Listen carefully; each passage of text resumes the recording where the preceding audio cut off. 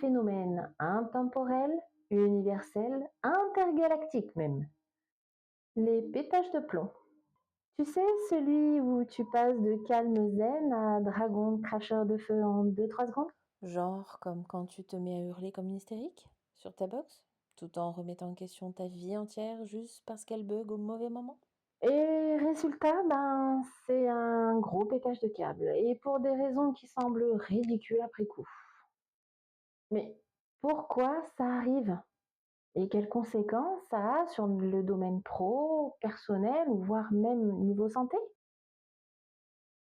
C'est quoi un pétage de plomb? En gros, scientifiquement, c'est la perte de contrôle émotionnel.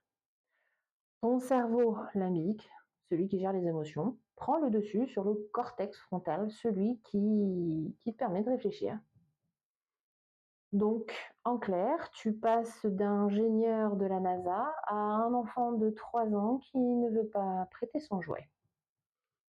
Bravo l'évolution. Bon, surtout, on ne se flagelle pas s'il vous plaît, ça arrive à tout le monde. Bah oui, il est temps de se l'avouer, on a tous un petit grain.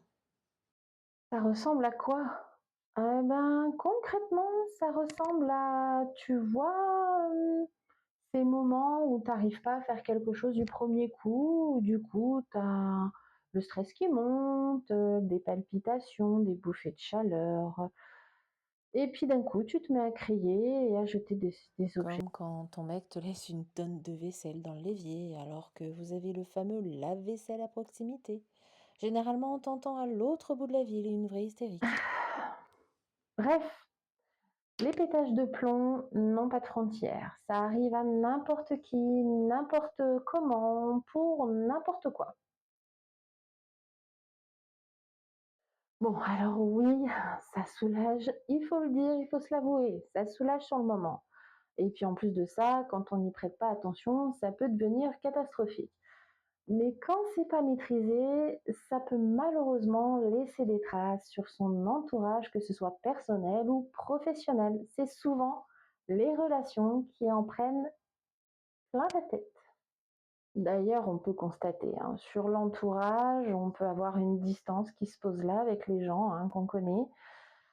Parfois même des divorces quand c'est dans des relations. Il peut y avoir aussi une honte qui peut s'installer. Pour soi-même aussi, on peut s'isoler, on peut aussi ne plus avoir envie de communiquer avec les autres et puis perdre confiance en soi. Pour la santé, c'est pas négligeable non plus. Faut quand même savoir qu'une forte colère a un impact sur un long terme. Dis-toi que tu as 5 fois plus de chances d'avoir une crise cardiaque 2 heures après avoir pété un plomb. Donc ouais, ça fait réfléchir. Mais bon, comme dirait ma petite voix. T'as raison, continue de raveler ta colère, jusqu'au jour où ça sortira et que tout le monde prendra une rafale pour une ridicule histoire de chaussettes pas ramassées. Et puis on finit par se détester après coup parce qu'on n'a pas su gérer sur le moment. Oui, dis-toi que si ton corps t'envoie des signaux d'alarme, il va peut-être falloir que tu l'écoutes. Le ras-le-bol existentiel, et oui, il faut en parler, parce que parfois le pétage de plomb ne vient pas forcément d'un petit détail, mais plutôt d'un grand «ma vie n'est plus faite pour moi». Ah, ça y est, elle a compris, ça fait quand même 10 ans que ça dure. Et ça, c'est ce qu'on appelle le burn-out ou le breakdown. Et là, pour le coup, il est peut-être temps de t'écouter.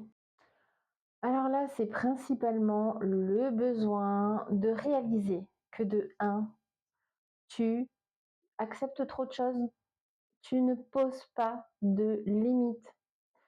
De deux, tu t'imposes trop de choses et en plus de ça, tu n'en parles pas. De trois, sûrement que tu ne t'écoutes pas non plus. Et ça, en général, ça fait pas bon ménage. Et parfois, il est vrai aussi que ça peut être beaucoup d'épreuves qu'on vit dans notre vie. On a cumulé beaucoup trop d'épreuves, on a beaucoup trop de charges sur les épaules et parfois même, on a beaucoup de mal à se l'avouer qu'on s'est peut-être même trompé de chemin. Ah, l'ego. Jusqu'au jour où tu exploses comme une ampoule qui a surchauffé. Très crédible. Bon, C'est bien beau tout ça, mais là, tu vas me dire, mais comment je fais, moi, pour éviter les pétages de plomb? Bah, je te dirai pas comment tu fais pour les éviter, parce que tu ne pourras pas les éviter. Si ça doit venir, ça viendra. Mais plutôt pose-toi cette question, comment l'apprivoiser au quotidien? Alors, je vais te donner quelques petites pistes pour ça. De une, prends le temps de respirer. Quand tu sens que tu as la colère, le pétage de plomb qui monte, prends ce temps pour te centrer tout de suite à la seconde sur ta respiration. Alors oui, ça paraît cliché, ça paraît bête même, mais je t'assure que même si tu prends quelques secondes pour respirer tranquillement, pour poser ta respiration, cela va beaucoup, beaucoup t'aider. Ouais, enfin, toi, 10 secondes, c'est juste assez pour trouver une nouvelle raison d'être vénère. Prends du recul avec soit la personne, soit la situation qui t'a mis dans cet état de nerfs. Prendre du recul, c'est-à-dire que tu as le droit de dire stop. Que ce soit une discussion avec quelqu'un ou quoi, tu as le droit de dire stop, là j'arrête, tu t'éloignes, tu vas dans une autre pièce, tu fais autre chose, tu prends du recul avec la situation. Comme ça va te permettre de faire en sorte de redescendre dans le calme plutôt que d'être sur le mode défensif. Et surtout aussi, verbalise ce que tu ressens, même si c'est moche, mais fais-le toujours avec bienveillance. Le fais pas avec colère, c'est ça que je veux dire en fait. Parce que souvent, quand on est en colère et qu'on dit des choses, on les regrette après. Donc, c'est pour ça que je te conseille de dire quand même ce que tu ressens, mais toujours avec bienveillance. Mais tu as besoin de les dire. Là, c'est important, il faut que ça sorte. Allez, dernier petit point qui, à mon avis, est à la portée de tous, hein, c'est le repos. C'est essentiel parce que quand on est en burn-out ou quoi et qu'on a des montées de stress réguliers, des énervements réguliers, ben en fait, il faut faire redescendre tout ça. Donc en fait, le repos, il n'y a rien de mieux et surtout à faire sans culpabilité. Que ce soit existentiel ou juste des ras-le-bol passagers, si tu pètes trop souvent un plomb, c'est que là, tu as besoin de reprendre ta vie en main. Il y a sûrement des frustrations à éradiquer et des besoins à satisfaire. Entre toi et moi, je suis sûre que là, aujourd'hui, t'en as marre et t'as pas envie d'être juste cette nana ou ce mec relou qui râle tout le temps sur tout et tout le monde. En clair, c'est quoi? Tu as juste envie d'être écouté. Donc, s'il te plaît, commence par t'écouter toi-même. Oui, enfin, tu peux parler, toi, qui as mis plus de 10 ans et un nombre incalculable d'épreuves pour comprendre que tu devais enfin être ta priorité.